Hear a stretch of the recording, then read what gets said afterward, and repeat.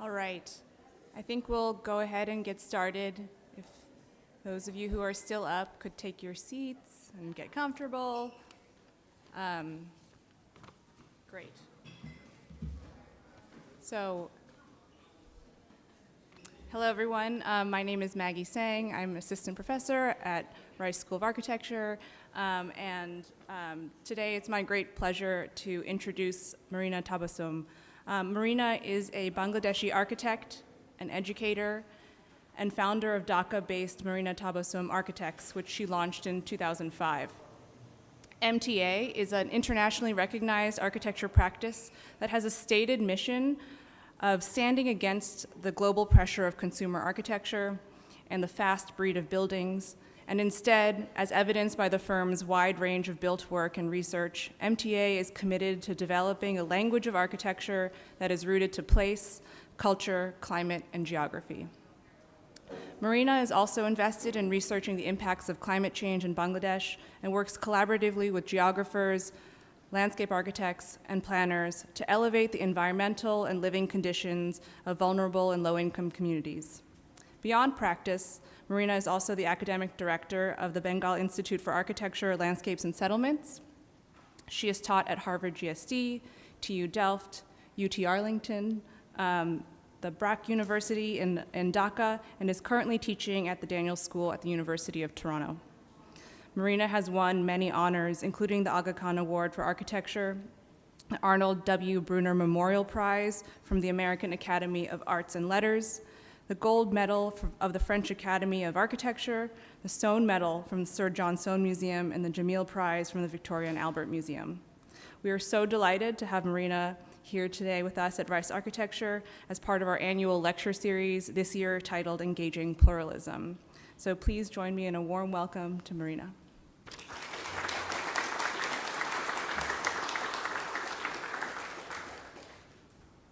Thanks, Maggie.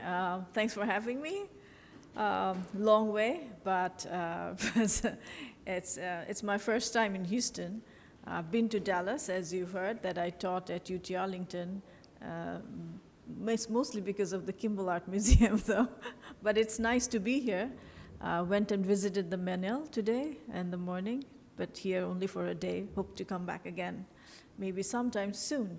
Yeah, the temperature and the climate, at least at this point of time, it reminds me of home, really. It's very humid, like in Dhaka. So basically, I'll be showing some of the works that's more recent in many ways, some done during the pandemic and sort of following through, and some other projects which I haven't really shown in many places. So just to start with, what has gone wrong, we all know. The over-extraction, overproduction, the imbalance that has really brought us to where we are now.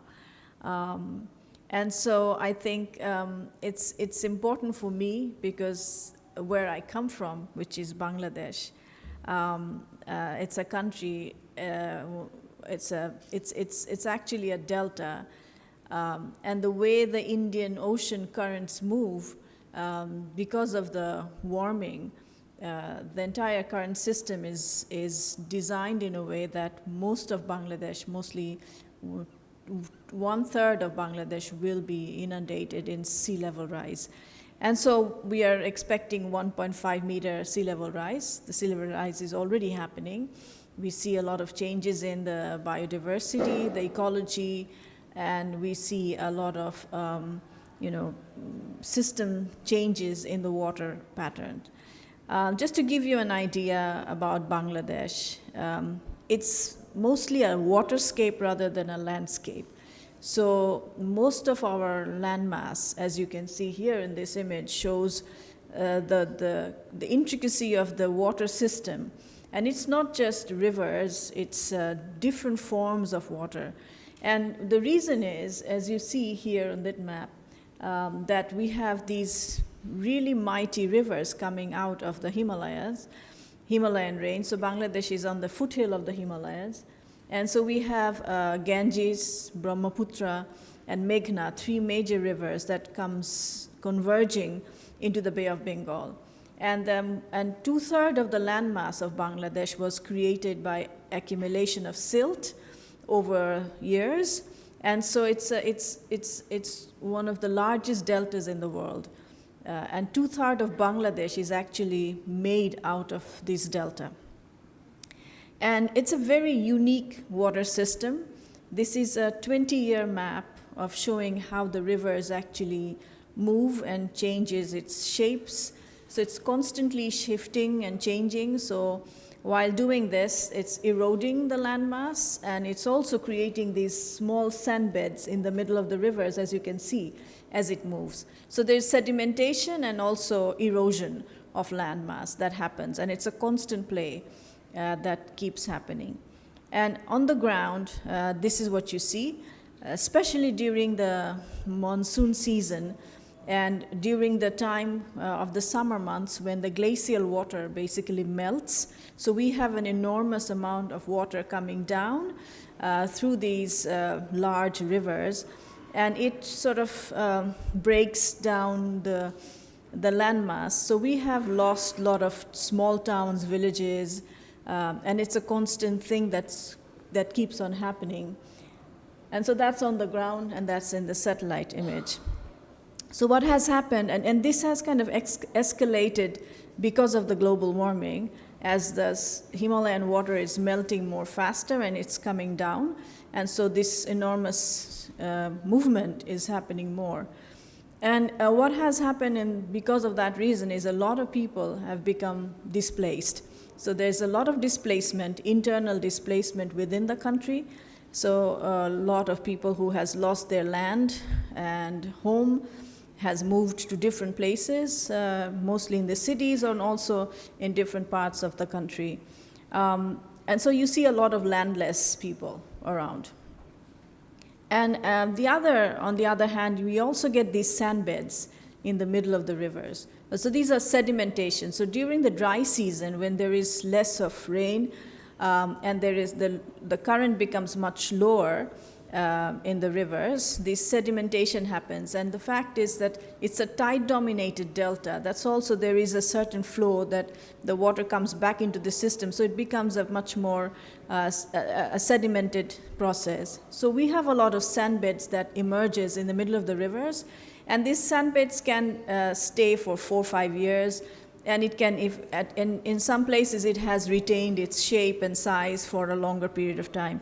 So people who are landless and became homeless, they generally go and occupy these sand beds where they put up their houses. And if you look into the whole vernacular system, especially along these rivers where this shifting happens, you'll see that there are these home or houses, these are vernacular houses, sort of a flat pack system that developed over, let's say, last 200, 300 years, where it's basically a wood frame structure, and then they have these corrugated facades and a corrugated metal tin roof. So when there is a land erosion or movement in the land, people basically take down their houses, put it on a boat or a cart or something of that sort, and take it to a location safe, and then later on they can, when they find a place, they can rebuild their houses. So if you go to these parts, many of these parts along the Ganges River, you'll see that there are shops where you can actually buy these houses. And so these are quite beautiful. And even before IKEA thought about a flat pack system house, we had it for 300 years. And so I think, so this house, we also took it to Sharjah, and now we have one in Munich. We are now taking one to Vitra, and so, all different places. So it's a flat pack system. The idea is if it can move from one location to another, it can move from one country to another. So during the Sharjah Architecture Triennale, the first triennial where we were invited and commissioned with research work, and we did a research on this whole notion of movement and how it affects the future generation and the land ownership and all that aspect. And our entire research was showcased in one of these houses, as you see here. So we took to Sharjah 3 houses of this size, and not much changes, exactly the way they build it in the location in Bangladesh. So you see, these are really beautiful. These are two-story houses. So we had two-story, single-story. But the thing is, these houses cost about $4,000 to $5,000 US. And people who are living in these, islands, they're landless. They do not have much, I would say, income to make, to have the ability to buy one of these houses. So they generally go to these sand beds and collect whatever they can find, mostly grass, tall grass.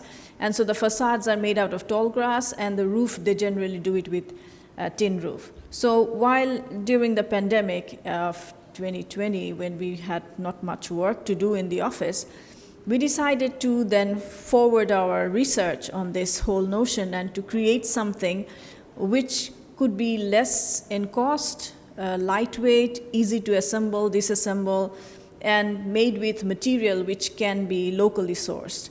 And so we came up with this idea of a idea that it's a dismantleable structure.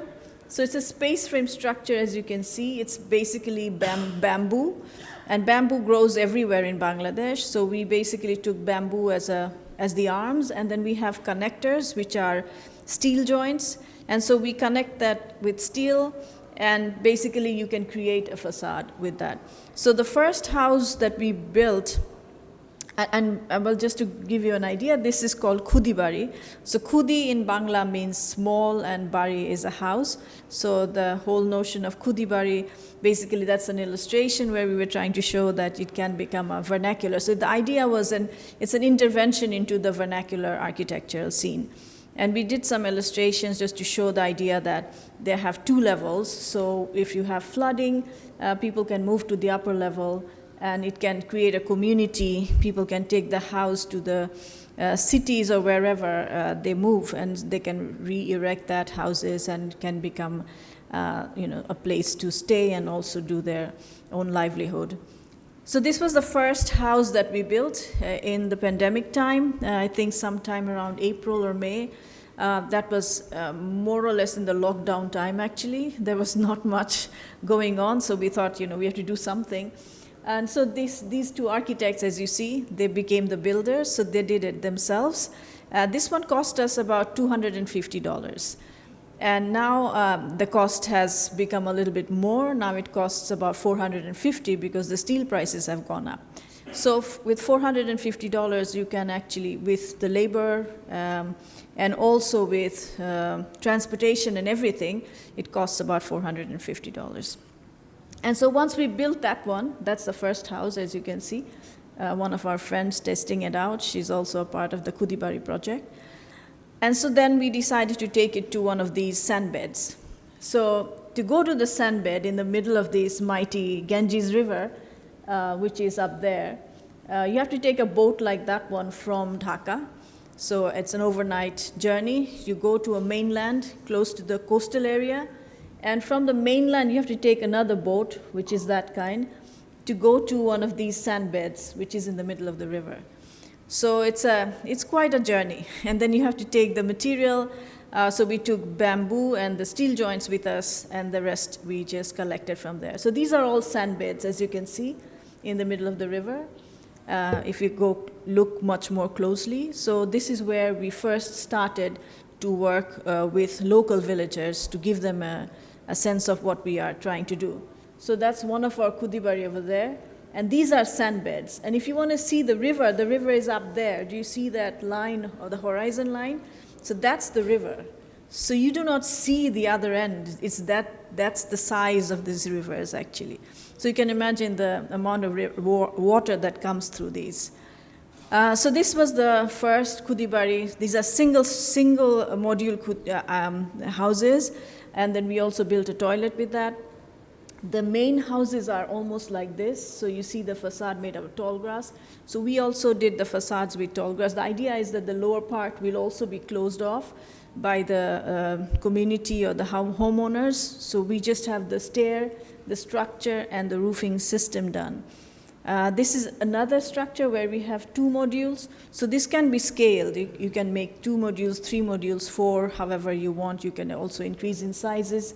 So this family had a bigger number of children, so we needed 2 modules for that. And so here you see the process of construction. So these are the bamboo that we get and the steel joints and the connectors. It doesn't require a lot of foundation because you need to take it out and move anytime you want to, or you have to. So basically it's a very low, shallow foundation, just a few bamboo into the ground, and then connecting it, tying it up.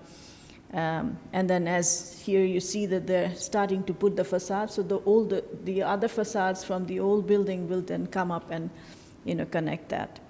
So as I said, tall grass taken from the locations that makes the facade, some of the details. And the upper floor basically is used for sleeping at night, and the lower level is where they generally spend most of their time with the household. So that's one of the nights when we stayed there.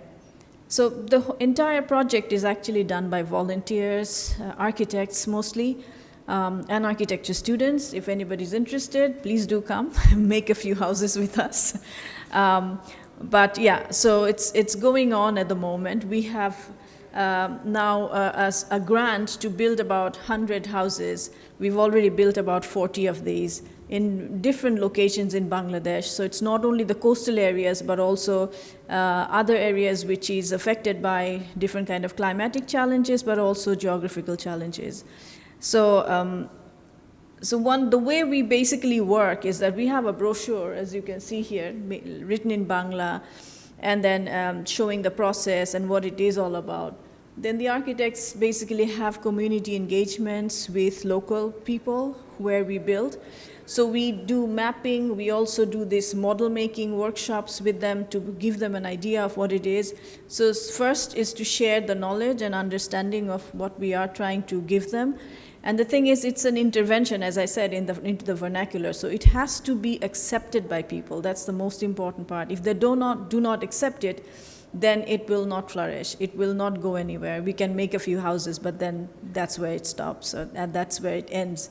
So it's important for people to be able to accept it.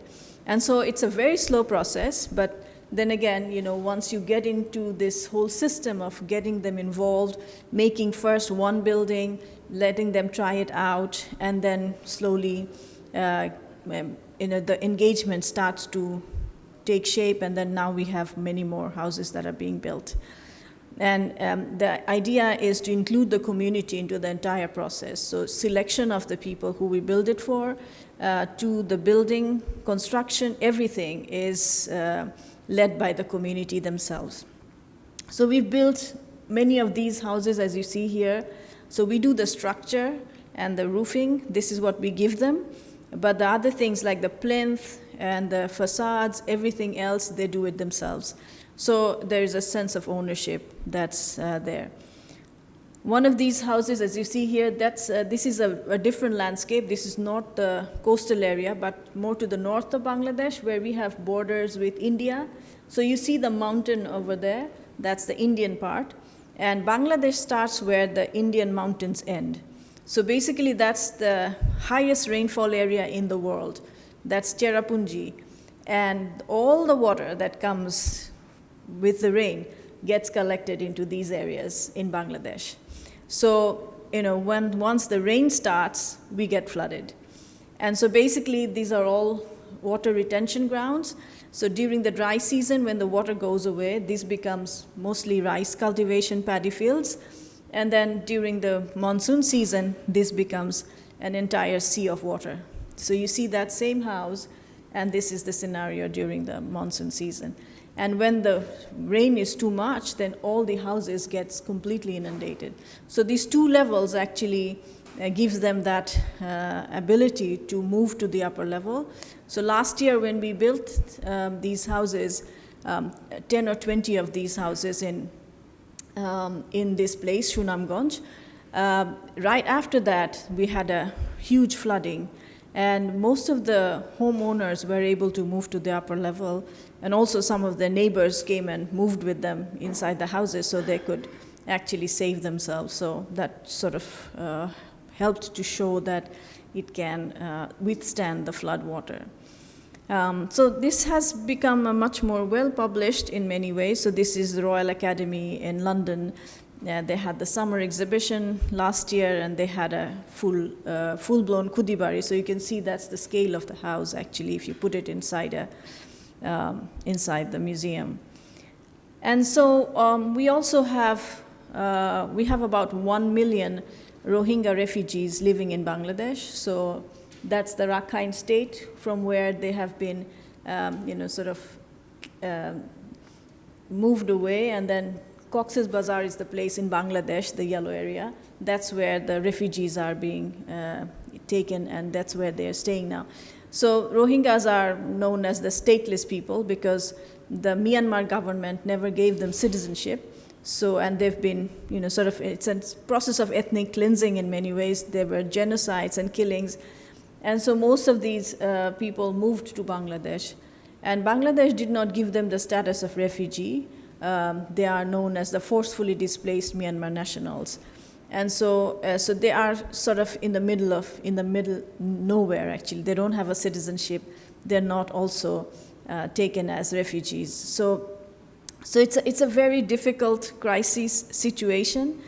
And it's one of the densest refugee camps in the world. And it's a constantly growing population in that area. So you can see that these are all the refugee shelters. And so if you look very closely, these are all shelters. And this area where these refugees are being kept is, it used to be a forest land. So it's part of the forest that was completely cleared to make space for people to come and stay. So this entire map is all refugee houses. And there are sort of water tributaries and everything, so you can see the entire mass is of landscape. So this is what it used to be in 2015, 2000. You can see that it used to be a forest land, and then it was completely cleared, and we had to make space for the refugees. And so, so this was in 2017, so that's about 5 years has actually passed as the refugees have been here.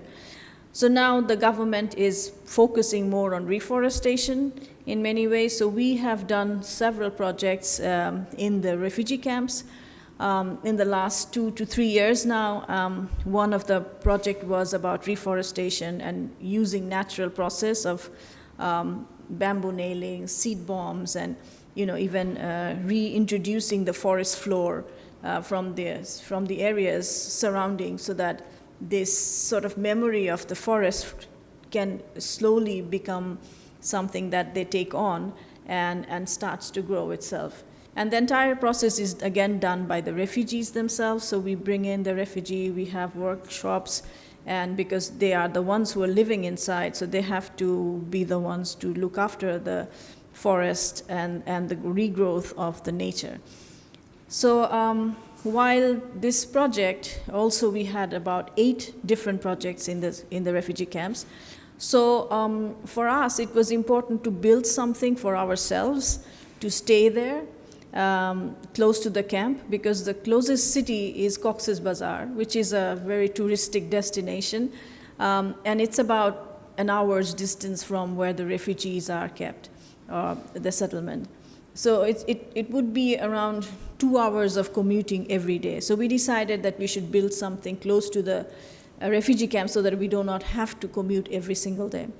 And so what we did is, the first thing that we did was we built a house for ourselves. And so since we had the kudibari as a house form already established, we thought we should build a kudibari for ourselves. So the first thing what we did is we did a workshop with the local community. These are not refugees, but they're local communities who live, the Bangladeshis actually. So we kind of gave them an idea about what the kudibari is, and so that we can grow a few different builders within the community who can then help us build different projects. So this is our house that we built close to the camp, but it's a forest land. So the entire team basically stays there when we go visit the site, and we also do the community engagements.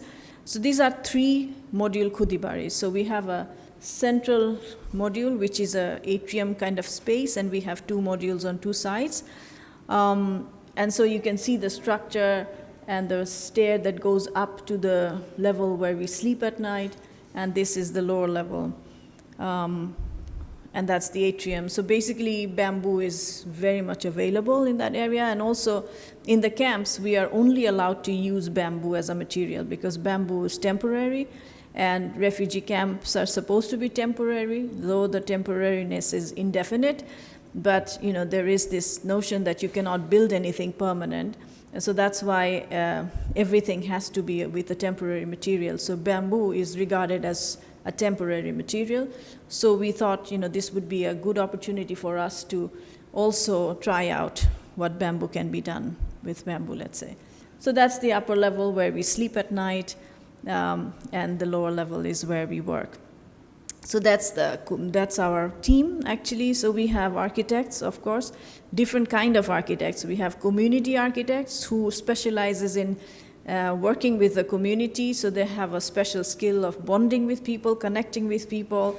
They really know the skill of this psychological, psychosocial, anthropological way of investing into relationships, so they really become somebody who they can start trusting. We have architects who are builders, so they know hands-on construction, and everybody knows how to cook, because that's primary responsibility of everyone, so that they can cook and we can all share.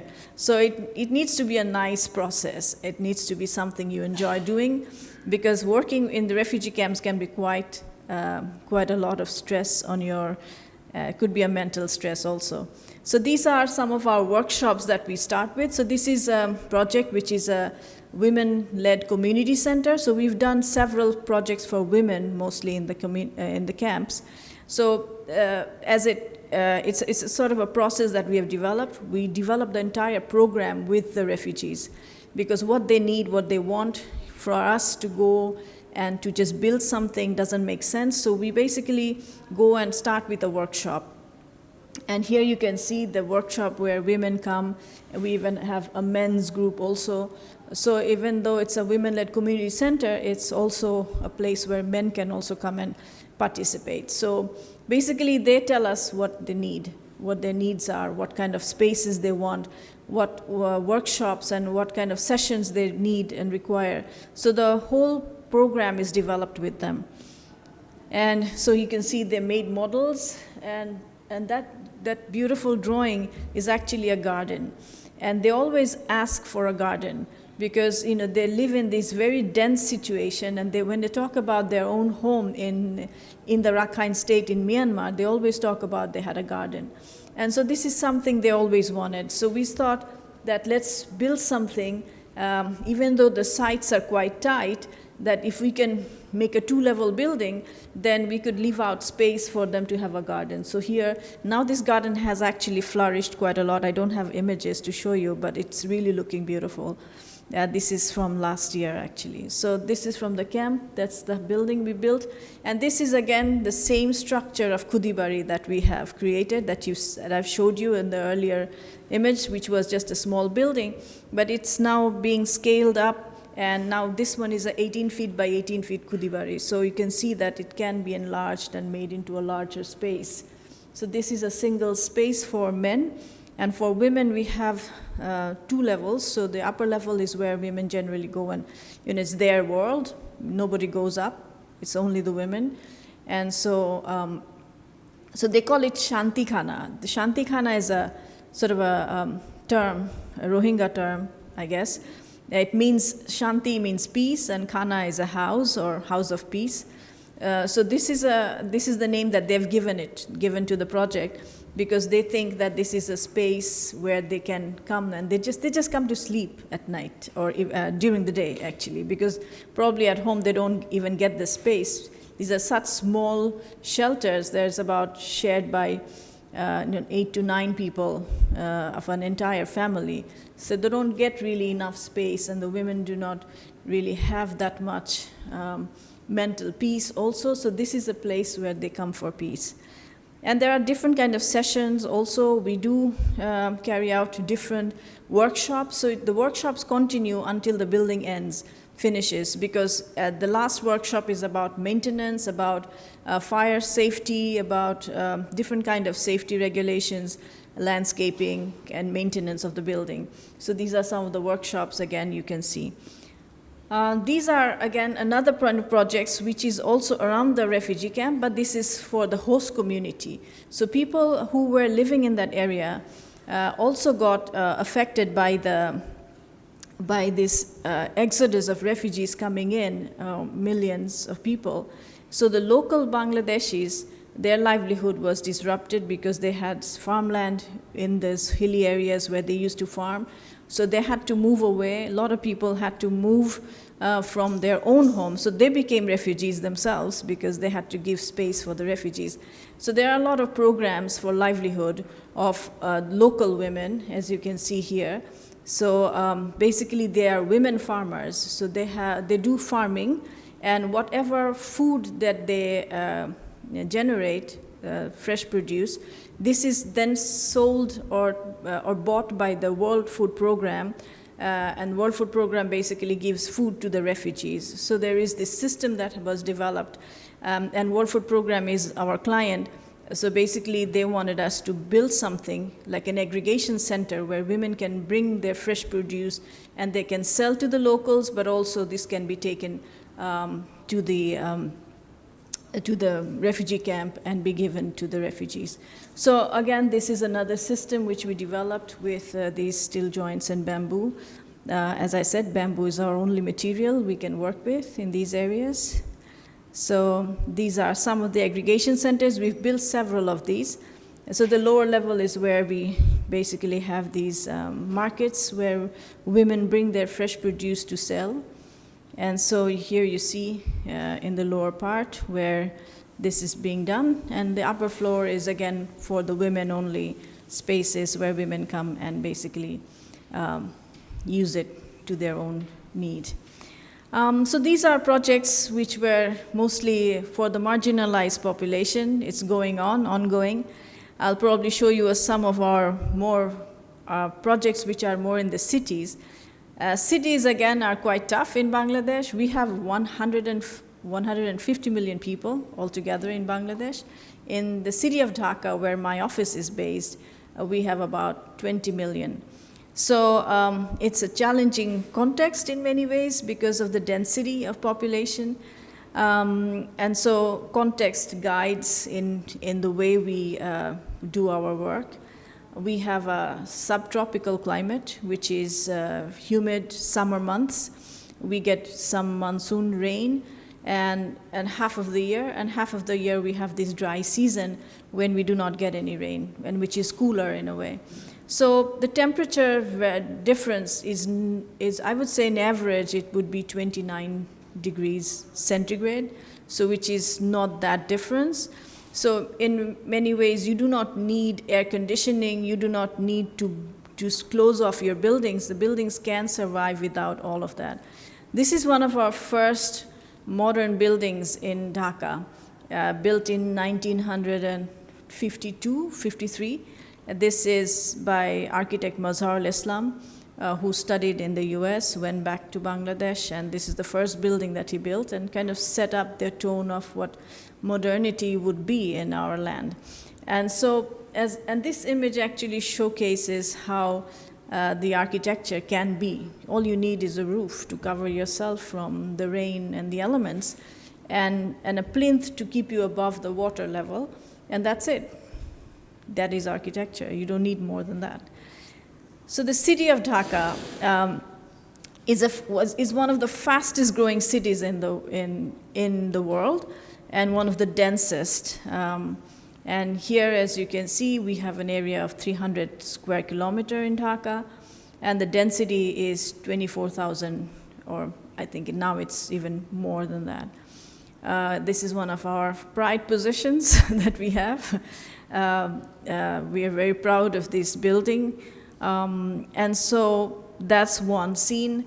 And in the same city of Dhaka, we also have these two situations where you have people living in these informal housing and the city surrounding it.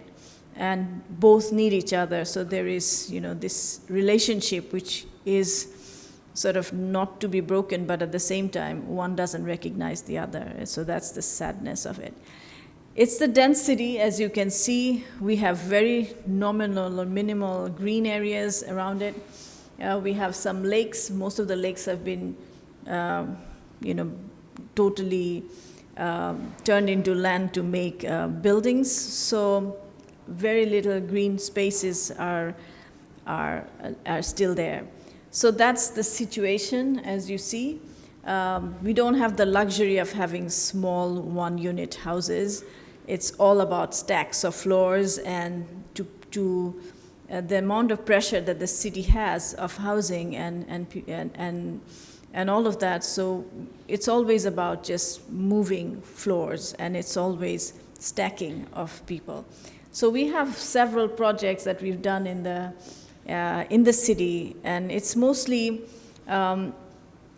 there's very little you can do about the planning of it because it's all stacks of floors. The maximum you can do is create some sort of a way of making the building breathe in terms of bringing in airflow and making sure that the building doesn't require too much of air conditioning or artificial means. It can be something that breathes on its own. So this is one of our buildings again. So as I said, stacks of floors and trying to make it design in a way that it requires less, it's shaded and the glass is within a certain amount. This is another building which is trying to create some sort of a fin, with the fins trying to create a way of bringing in airflow and also reducing the heat gain from the sun. And so, so basically in the city, when you go for residential projects, this is what happens, stacks of floors and very minimal to be done. But we try to address it by reducing the amount of, to be able to use as much of natural means, such as ventilation and airflow and light, and to open it up in a way that it can blur the boundaries of indoor and outdoor, because that's something it's possible to do in our kind of climate. And again, creating certain ideas of creating these spaces around the buildings, which can sort of be like long verandas, which you used to have in older architecture in the pre-air conditioning era. So to wrap the building around something of that sort, so this is one of the houses that we are building, residential building in a way, and the idea is to have it maybe green or not. We'll see how it goes. That's just an idea. What I like to do when I'm doing in these projects is trying to work with local material, trying to address the climatic aspect or the climate responsiveness. And so verandas, buffers, and also courtyards or atrium spaces, which actually allows this airflow to happen, are certain things that we quite often use, like these spaces that you see here. And so many of our buildings, like this is a tiny building, which also has the central atrium in the middle, and we have courtyards on the sides.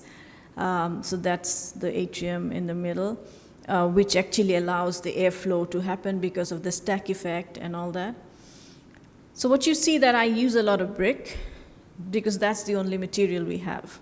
It's a delta, we don't have anything else. We have earth, so you can build it with earth, or you bake it into brick and then you use it as a brick. And so material palette is very minimal. Either you use bamboo or brick.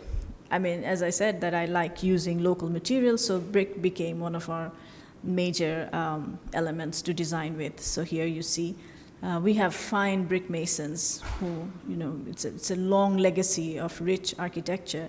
Like here, as you see, it's a Buddhist monastery. And we have several of these monasteries dating back to, 2nd century, 3rd century BC. So, and everything was built in brick. So this is terracotta temples that we have. And so just to go back to Dhaka again, a few projects that kind of addresses different way of dealing with city and its city's challenges. One is our museum. I'll just go very quickly because I have quite a few projects to show. So this is a museum that we designed in the middle of the city. Quite an old project, so I don't want to go too deep into it, but this is our Independence Museum and the Museum of Independence and the Monument of Independence. And this was designed in 1997, so a long time ago. That was right after my graduation, in a way. So we were in the 2nd year of our practice, so we started very early in our practice. So I think we were 27, 28 years of age when we designed this building. It was a competition and we won the competition. So it's a museum, and it's basically holding it's on the commemoration of Bangladesh's war for independence. And this site was selected because this used to be the location historically, which during the British colonial time, it was a horse racing ground. Later on, this became a very active political area where the first announcement that we will go into war with the Pakistani forces happened. And then this is also the same ground where we had the surrender of the Pakistani forces to the Bangladeshi and Indian allied force after the war that happened. So I don't know how much you know about Bangladesh's history, but Bangladesh is part of the Indian subcontinent, which was, which kind of divided during when the British left, the British colonial ended their rule in India. So the 3 parts is, in the middle is India, and it was done based on religion, actually. So the middle part became India, which is a Hindu state, and then these 2 pink parts are Pakistan, because these are spaces where Muslim majority were. So based on that, Bangladesh, or now Bangladesh, at that time it was East Pakistan, and that was West Pakistan. So East and West combined became one country, and India in the middle. And India is about 1,700 kilometers between the 2 sides. And except for the religion, we have nothing in common. We speak 2 different languages, we eat 2 different kinds of food. Nothing was common other than religion. So it was not really a very good idea. And as you know, that India and Pakistan, this was one of the largest forced mass migration that happened in the history. And nobody talks about it, but it is the case. And it happened that Muslims had to move to from India to the Muslim part, which is Pakistan, and people from Pakistan had to move to India. So there was a lot of movement. My family is also an immigrant from the Indian part, moving to Bangladesh, which was at that time Pakistan. So between 1947 and 1971, it was a real struggle of trying to see eye to eye, because we had nothing in common except for religion. And so at one point, Bangladesh, or the East Pakistan, decided to become free. They didn't want to continue this whole idea of one single state. And so there was a war. And it was a 9-month-long, really intense war where a lot of Bangladeshis were killed. It was genocide, it was a lot of killing. And so finally, Bangladesh became a free country in 1971, December. And this project was launched in 1997, so a long time after the war was won. And so this is to commemorate this whole event of war that we had. So what we did is, because it's placed in one of the rare green areas, one of the last remaining parks in the city, we took the museum below grade and we just created a plaza, which is a kind of a celebratory space, and the museum becomes, or the underground museum becomes a part of, the whole history of Bangladesh's war. And you can see that's the museum, the plaza, and that wall basically takes people down into the museum space, and that's the Tower of Independence at the end. So, so just to show you some images, so it's basically a very horizontal space so that the whole notion of park is not being in any way disrupted. So that's our tower. And this water feature that you see has a hole in the middle, and so the entire water kind of draws into into that little hole and goes into that space in the middle, which is a contemplative space. And the museum is basically surrounding that entire area. That's the audiovisual room. And just to show you some of the spaces that we have, and the entire history of Bangladesh in the museum is basically printed on glass and just placed around it. And then you enter into this space, which is sort of a dark walls, which holds the images of genocide and killing. And from there, you enter into that central chamber where you see this water being drawn into the space. And this space only has this light daylight coming through that oculus in the middle. So basically that, and then the tower is actually stacks of glass. So the idea was that the material was not really glass, the material was actually light. We wanted to depict the notion of independence and freedom with light. And so during the day, it's basically a very somber obelisk-like structure. During the evening, it kind of is lit from the outside, and it sort of glows like a beacon of light for a young nation. So what we try to do, especially in a chaotic city like Dhaka, where nothing is planned, plan comes after people have already built things. That's how the whole notion works. So when we to build something there, especially in this chaos, this is one of our Mughal gardens and Mughal fort, actually, Lal Bagh Fort, in the older part of the city. And I think it's kind of interesting to see how, when you address within this chaos, this brings a certain kind of an order. And that's what I've been trying to also address in many ways, that how can you bring order into chaos?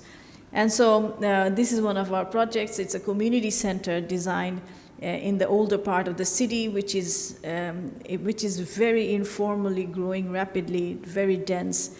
And so this community center is for the local people to come and different kind of activities and everything. So what we did is basically keeping all the services at the background, and then creating these 3 volumes where you have the central space as a sort of an atrium and a stairway, which again, as I said, that I'd like to create these high volumes, which actually helps to ventilate the buildings. And then we have these spaces on the sides which are being used for different kind of community activities. So that's the 3-volume building. You enter, and then that's the space which is actually the space in the middle. And then you can see the rooms on the sides, which are actually for the community activities that takes place. Very quickly, another project, which is again in this very older part of the city. So a lot of our projects are not within the city, because the city is the domain of the builders, with whom I do not really work much, because it's all commodification and very difficult to work with, except for these little facade details, and I'm not really interested in doing that. So my architecture has become much more in the fringes and in the territories and the peripheries. And these are very interesting little pockets of spaces, which are something you can really do a lot with. So basically that's one of our sites. This is a river, Buriganga, and right next to it is basically that project. So this used to be an old house from the 60s, And then the entire area was slowly getting built up by a garment factory, a cold storage, and a lot of things. This belongs to a family who are quite influential politically. And so they have their father's grave there, and they wanted to revive this old house to turn it into a sort of a museum-like feature where they could showcase their family's heritage in politics. But the house being absolutely on the river, part of it had already collapsed, so there was no way of rebuilding it. And it's also sitting absolutely on the wall of the main, of the entire site, on the boundary. So we needed to also move that. So what we did is sort of an intervention. As you can see here, the site is very narrow, sort of a leftover space, mostly as you see here. So that's our project site, and it's all industrial development that has happened all around it. So they wanted to recreate this tiny little narrow space into something that can revive their old heritage. So this is a garment factory. This used to be a cold storage. So we took that tiny little space and we tried to create a sort of layers of courtyards, and we just inserted some small volumes like pavilions, so that from there it can slowly bring you to that old house here. And the part that collapsed, we sort of created another plugin to create that museum space. And there was a storage area which they gave us to create a small house. So we took that old part and created that. So these are the plugins that we introduced. So that's with the house, that became that. And then we had the cold storage, or the storage area. We took this as a form and inserted it within it. So if you go in, this is what you see, a small, so this is now sort of already there. So this kind of layering that we created, small pavilions, so that it can, this narrowness of the space can be broken into courtyards. So these are some of the structures, the landscape. So once you get into that area, which is quite crowded and very polluted in many ways, immediately you are in a very nice, tranquil space, which doesn't really feel that kind of a difficult scenario in many ways. So that's the grave, that's the father's grave, and we created these pavilions mostly with brick and concrete. That's the plug-in with the house, old house. So that becomes a space where, you know, they have this very nice contemplative space. This is the insert that we created within that block we were given. So, so these are some of the projects which I've never shown before. I thought maybe it would be a nice place to show. Just to go very quickly, one more project, two more actually. So this is one of the mosques that I designed very recently, and that's an old house which was restored. That's about 300-year-old house made out of brick from the British colonial time. And they have a nice little water, sort of a pond. And the house had a boundary, and right outside the boundary of the house, they had a small mosque, which was not something significant. So they wanted us to design something that would kind of create a dialogue between the old house and the new mosque. So, so we were commissioned to do that. This is my second mosque that I designed. So this is the old house, designed in a very British colonial style in a way. As you can see, the structural system, very used in brick. And so our mosque is over there, right outside the boundary of the house and close to the pond, because people use the pond for washing and ablution. And so, so from there you can see, and there's a river at the back, so that's the pond. It's a very nice green area, very lush and green. And so this is the mosque that we designed. Basically, it's a very nice space to be in. So these apertures actually gives you a certain kind of a connection to the outside world in many ways. And there's no column. It's an entirely load-bearing structure, as you can see. So all these walls actually are bearing load. And if you see the section here, you see the ceiling is kind of suspended in many ways into the, so that's the image from the river, from the pond, and this is from inside the house. Here you see the construction system, how it's being built before the roof was brought in. This is the building, and the way, I mean, one of the reasons the way it looks is because we have these mosques from the Sultanate period, which are the authentic mosque forms in Bangladesh. They are, so I try to create this kind of language where they are kind of an analogy or as a sort of a connection between the old and the new. And so this is more the inner spaces, light coming through from the ceiling.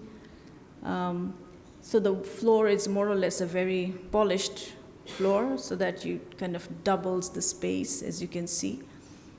This is right, a few days ago I just visited the site. I mean, not really site anymore, it's already in operation. So it was just with my mobile phone I took an image. Finishing with my mosque, the final one, which everybody likes to see in a way. So that blue dot over there is the main mosque, which is absolutely at the end of the city of Dhaka. So there's one river at the end, so it's kind of defining the edge, and so that's where the mosque site is. And it was a project that was given to me commissioned by my grandmother. That's my grandmother. Clearly, I haven't got her looks at all, but yeah, she was a beautiful lady. And here you can see under the jackfruit tree, this was the first sort of a prayer where it was declared that this area or this site that she owned, this land, would be donated for the mosque. And so, and after that, that was in 2006, September, and my grandmother passed away just a few months after that. So it kind of became a promise that I made to her, and I had to build it. So I kind of dived into the whole notion of what is a mosque, especially, and this was commissioned in 2005 actually. And so, you know, and that was a time when we had these wars going on in Afghanistan, in Iraq. The whole identity of Islam and Muslims were being questioned in so many ways. So I also questioned whether how much is it necessary to work with the symbols which identifies people with Islam or the notion of being a Muslim, or how much is it more important to kind of focus on the values of what of the religion that it projects, about the whole notion of spirituality in many ways. So the first mosque of Islam, or the first mosque that was ever built, was in Medina, as you know, in Saudi Arabia, by the Prophet himself. And it was basically a house form that was taken and elongated and turned into a space for congregation where people would come and gather, not just for prayer, but for many different kinds of activities. And as Islam flourished, it created all different kinds of mosque forms that we know actually. So there are beautiful mosques all around the world. And it sort of always adapts to the local construction system, local climate and everything. And so you see different kind of forms. And as I was just mentioning about the Sultanate mosques, which I always try to connect and refer back to, are these kind of mosques. These are the first mosques in Bengal. And they were also done in brick, very beautiful proportion, and also construction system was taken actually from the older, let's say, temples that we had. So the whole construction system, everything was kind of adapted to the local cultural scenario of construction. So those are some of the ideas. And then again, the whole notion of spirituality, how light plays an important role in creation of this atmosphere, which is about spiritual.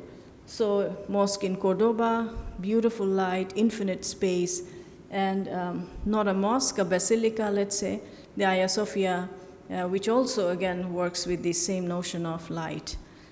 And so this is our site, which is if you know Islam, basically the prayer hall is always directed towards the direction of Mecca. And so with the site that I had, it needed about 13 degrees of shift. So that's my sight line, and the prayer hall needed to be shifted to a 12 or 13 degrees. And to facilitate that shift, to avoid creating these corners, I introduced a circular drum so that it kind of facilitates that. And then based on that, the whole design started coming to shape. And again, this whole notion of load-bearing structure. So for one reason is because I had a very small budget to work with. I had about $150,000 US altogether to build this project. So I resorted to load-bearing brick structure on the sides so that it reduced the cost. And the central prayer hall, where I didn't want any columns, it has 8 columns on which it stands, if you see here. So the prayer hall became something which is where the entire cost went, and the rest is basically load-bearing structure. So if you see the drawings here, that's the ground floor plan. We have 4 corner courts, as I said, these atriums, which actually helps me to ventilate the buildings. You'll see them in every project in some form or the other. And so these 4 corners actually helps. And then also these spaces between the square and the circle is also open to sky spaces. We have ablution spaces down there. People come in from the south. We pray towards west, so that's the west, that little dot over there. It's looking upward. And so once people enter, they're not entering into the mosque immediately. They take a few bends from this side and that side so that you can condition your brain towards the act of praying slowly. So you need that space, you need that journey to be into the prayer space. So we've also used a lot of these open perforated brickwork to be able to make the space breathe. So this is the scenario. Again, a peripheral project, a periphery of the city. It's constantly growing, lack of planning, lack of any legislative anything. So everybody's building whatever they want. So at one point, you won't see the mosque anymore. So there is no point in having a facade or looking outside. So it's all about internalization. So it's basically creating an atmosphere within the building so you don't need to look out, you look within. And in a way, that's what we do. We go to religious spaces to look within ourselves. And so this is the entrance from the south. So I'll just go very quickly because I think I don't want to keep you guys all. It's been a while. So yeah, so these are the brickworks, and that's the prayer hall in the middle. And as I was saying, that this is the open to sky space, so it rains. It doesn't rain into the prayer hall, but it rains on the sides. And you can see the play of light, which is actually, I think the light makes the space what it is. It's very spiritual. It's very, I think, light is for free, and we have ample of it, so why not use it? And so, throughout the day, it really changes. It's, the way the light comes in. And even through the year, you'll see different kind of lights coming from different sides. So the light that you see in summer will not be there when you go there, let's say, in the winter during the Novembers. Yeah, so I think I'll end it here. Thank you so much.